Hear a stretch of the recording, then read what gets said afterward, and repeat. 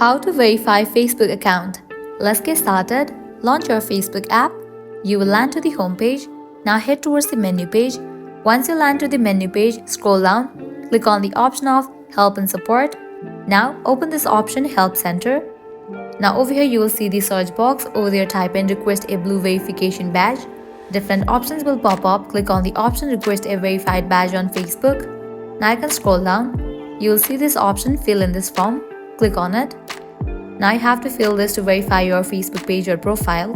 Firstly, you have to select what are you verifying. Over here, paste the profile link. Likewise, heading towards next step, confirm authenticity.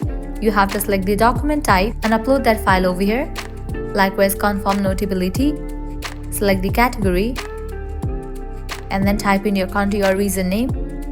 And over here, you can add up to 5 articles, social media accounts and other links that show your profile or pages in the public interest.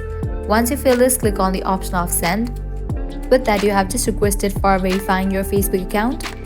If you meet all the terms and conditions for the verification process, your account will be verified. So this is how you can easily verify Facebook account. If this video was helpful, don't forget to like, share and subscribe. Thank you.